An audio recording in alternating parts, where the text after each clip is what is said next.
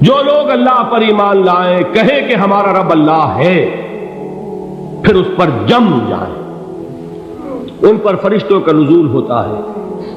نہ کوئی غم کرو نہ خوف، خوشیاں مناؤ جنت کی جس کا تم سے وعدہ کیا گیا تھا۔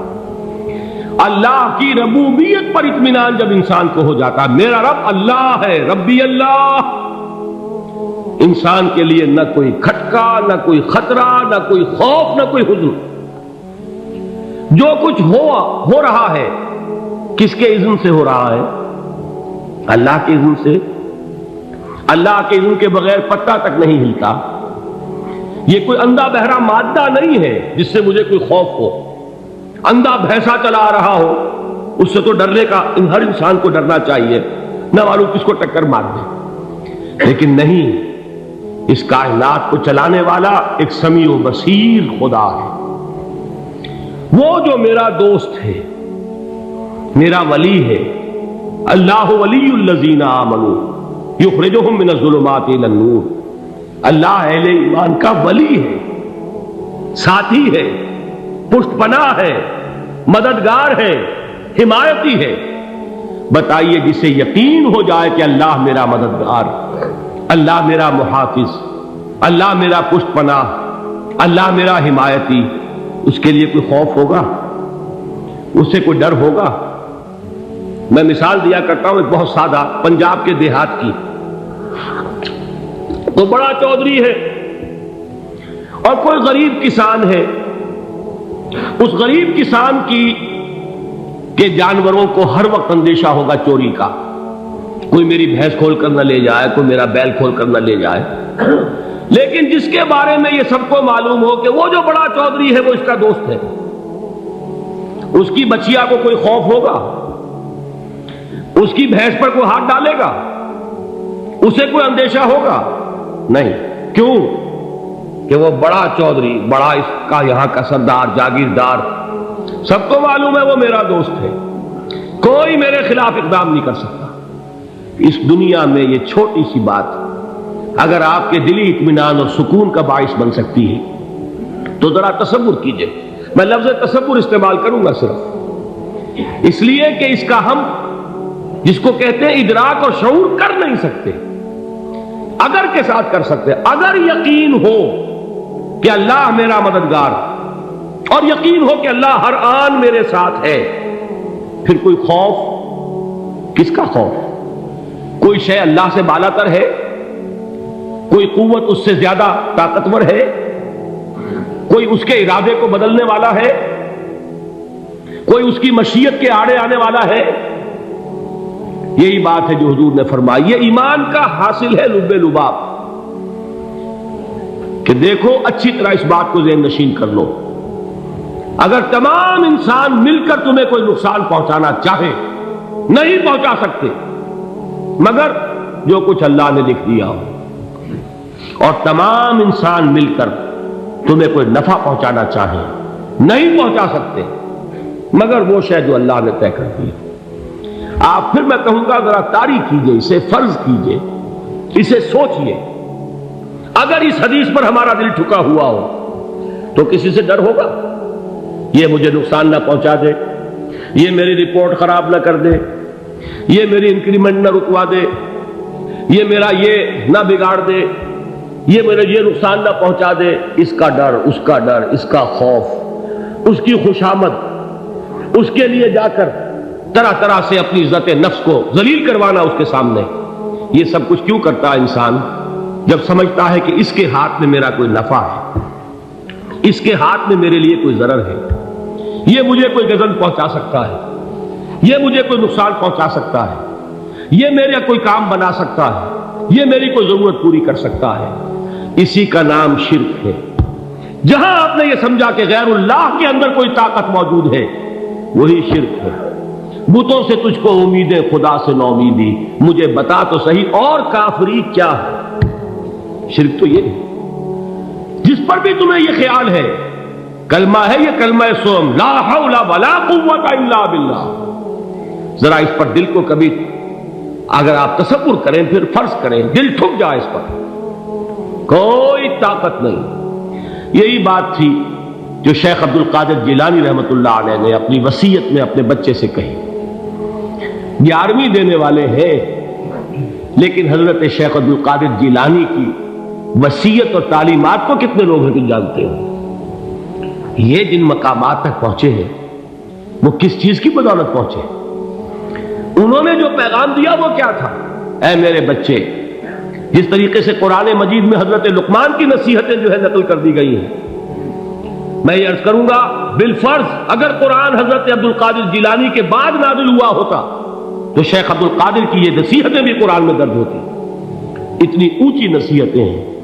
اے میرے بچے، اس حقیقت کو ذہن نشین کر لے، لا فاعل فی الحقیقت ولا مؤثر الا اللہ. اس کائنات میں نہ کوئی فاعل حقیقی ہے نہ مؤثر حقیقی ہے سوائے اللہ. کسی شے میں کوئی تاثیر نہیں اگر اللہ نہ چاہے. آگ جلا نہیں سکتی اگر اللہ نہ چاہے. پانی ڈبو نہیں سکتا اگر اللہ نہ چاہے. زہر ہلاک نہیں کر سکتا اگر اللہ نہ چاہے. کوئی چیز فائدہ نہیں پہنچا سکتی اگر اللہ نہ چاہے. تو در در پہ کیوں سر جھکاتے ہو؟ در در پر کیوں جبیں سائی کرتے ہو؟ سب کے سامنے کیوں ہاتھ پھیلاتے ہو؟ ایک اللہ سے مانگو، ایک اللہ کے سامنے زمین پر اپنی جبین رکھو. لا فاعل فی الحقیقت ولا مؤثر الا اللہ. نظر آتا ہے ہمیں کہ پانی پیاس بجھا دیتا ہے. پیاس بجھانے کی صلاحیت پانی میں نہیں ہے، اللہ کے اذن سے. کھانا بھوک مٹا دیتا ہے. بھوک مٹانے کی صلاحیت کھانے میں نہیں ہے، اذن رب میں ہے. دیکھیے یہی یقین تھا. حضرت موسیٰ علیہ السلام کا واقعہ یاد کیجئے. سامنے سمندر آ گیا ہے، قوم دیکھتی ہے پیچھے کہ گرد و غبار کا طوفان. معلوم ہوا کہ فرعون اپنے لشکر سمیت آ گیا. لشکر جب چلتا تھا تیز رفتاری کے ساتھ تو گرد و غبار کا جو طوفان اٹھتا تھا اس کا تصور کیجیے. اور لمحہ بلمحہ وہ قریب آ رہا ہے. پوری قوم نے کیا کہا؟ اے موسیٰ انا لمدرکون، اے موسیٰ ہم کو پکڑے گئے. قرآن مجید نے تو یہاں وہ باتیں نہیں لکھی ہیں، لیکن تورات میں یہ درج ہے کہ بنی اسرائیل جھگڑنے لگے، دست و گریبان ہو گئے موسیٰ کے ساتھ. موسیٰ نے یہاں مروایا لا کر، اس سے تو ہم ہی بہتر تھے. وہاں کھانے کو ملتا تھا، زندگی تو تھی، بیگار ہم کر رہے تھے، موت تو نہیں تھی. اب جو کچھ ہوگا اس کا تصور کرو، جس طریقے سے ہمارے ٹکڑے اڑائے جائیں گے. تو لڑ رہے ہیں حضرت موسیٰ علیہ السلام سے. یہ تورات کی تفصیل ہے. قرآن میں صرف اتنا آیا ہے، پریشان ہو کر انہوں نے کہا انا لمدرکون، موسیٰ ہم کو پکڑے گئے. اس وقت موسیٰ کا جواب کیا ہے؟ کلا ان معی ربی سیہدین. نہیں، میرے ساتھ میرا رب ہے، وہ راستہ دے گا. بتائیے کہاں راستہ نظر آ رہا ہے؟ یہ ہے ایمان بالغیب. راستہ نظر نہ آئے تب اللہ پر یقین ایمان ہے. جیب میں پیسے ہوں اور تب دل کو اطمینان ہے تو ایمان کس پر ہوا؟ پیسے پر، اللہ پر نہیں. جب وسائل و ذرائع نہ ہو اور پھر یقین ہو کہ اللہ مسبب الاسباب ہے، وہ اسباب کا پابند نہیں ہے، وہ اسباب کا محتاج نہیں ہے، اسباب اس کے محتاج ہے. اگر یہ یقین ہے تو اللہ پر ایمان ہے. یہ نہیں ہے تو تمہارا ایمان اسباب پر ہے، وسائل پر ہے، ذرائع پر ہے، مادیات پر ہے، اللہ پر نہیں. اس وقت کہاں راستہ تھا؟ کوئی راستہ تھا؟ سمندر ہے اور ادھر سے لشکر آ گیا ہے. کلا ان معی ربی سیہدین. اب دیکھیے ایمان کہہ دینا آسان ہے، ہوا معکم اینما کنتم، جہاں کہیں بھی تم ہوتے ہو اللہ تمہارے ساتھ ہوتا ہے. لیکن اس کا یقین قائم ہو جائے تو زمین و آسمان کا فرق واقع ہو جائے. یہی بات ہوئی حضور کے ساتھ. غار ہے، چھپے ہوئے ہیں محمد رسول اللہ اور آپ کے وہ یار غار ابو بکر صدیق رضی اللہ تعالی عنہ. اقبال نے حضرت ابو بکر کی شان میں چند اشعار کہیں صرف، لیکن واقعہ یہ ہے کہ بھاری بھاری نظموں پر اور قصیدوں پر بھاری ہے. طویل ترین نظمیں اور قصیدے ہوں ان پر بھاری ہے. ہمتیں ابو بکر کی ہمت جو ہے کشت ملت را جو اب، جیسے بارش سے کھیتی اپجتی ہے، ابو بکر کی ہمت اور عزیمت اس امت کو اسی طرح سینچنے والی ہے۔ ثانیے اسلام و غار و بدر و قبر، وہ دوسرے تھے اسلام میں، دوسرے پہلے کون تھے؟ انا اول المومنین، حضور فرماتے سب سے پہلا ایمان لانے والا میں، دوسرے ابو بکر۔ ویسے ہمارے ہاں یہ چلتا ہے اختلاف، حضرت علی پہلے ہیں کہ حضرت ابو بکر پہلے ہیں، لیکن اس میں بڑی خوبصورت تطبیق قائم کی ہے علماء نے، اور بہت صحیح ہے۔ چار کے بارے میں فیصلہ ہی مت کرو کہ کون پہلے، ان کی ایک عجیب تقسیم کر دی ہے۔ آزاد مردوں میں، بالغ مردوں میں سب سے پہلے ابو بکر، بچوں میں سب سے پہلے علی، خواتین میں سب سے پہلے خدیجہ، اور غلاموں میں سب سے پہلے زید بن حارثہ۔ بڑی پیاری تقسیم ہے، یہ چاروں ہی پہلے ہیں، ہر ایک کے لیے اولیت ہے۔ اور واقعہ یہ ہے کہ اگر زمانی اعتبار سے تعین ہوگا تو پہلے خدیجۃ الکبریٰ آئیں گی رضی اللہ تعالی عنہ، کسی اور سے بات کرنے کی نوبت بعد میں آ سکتی ہے، پہلے تو اہلیہ محترمہ سے بات ہوئی، آتے ہی پہلی وحی ہوئی ہے، ابھی تبلیغ کا حکم نہیں تھا۔ کس کو بتایا واقعہ؟ ابھی اپنی نبوت کی تبلیغ کا تو حکم ہی نہیں آیا، واقعہ کس کا ہے؟ وہ خدیجہ کا ہے۔ جب کہا ہے کہ خشیت علی نفسی، مجھے اپنی جان کا اندیشہ ہے، تو کیا جواب دیا خدیجہ نے رضی اللہ تعالی عنہا؟ وہ صدیقۃ الکبریٰ ہے، صدیقات جو ہے خواتین، ان میں چوٹی پر خدیجۃ الکبریٰ ہے رضی اللہ تعالی عنہا، اور صدیق جو مرد ہیں ان میں صدیق اکبر ہے ابو بکر صدیق رضی اللہ تعالی عنہ، لیکن صدیقات میں چوٹی پر۔ جب حضور نے فرمایا خشیت علی نفسی، کیا فرمایا، کیا عرض کیا، کیسے تسلی دی؟ نہیں نہیں، اللہ آپ کو ضائع نہیں کرے گا، آپ غریبوں کے ہمدرد ہیں، آپ مساکین کے تکالیف رفع کرنے والے ہیں، آپ بیواؤں کی سرپرستی کرتے ہیں، آپ مسافروں کی خدمت کرتے ہیں، اللہ آپ کو ضائع نہیں کرے گا۔ یہ یقین ہے اس خاتون کے اندر۔ خیر وہ ایک علیحدہ بات ہو جائے گی۔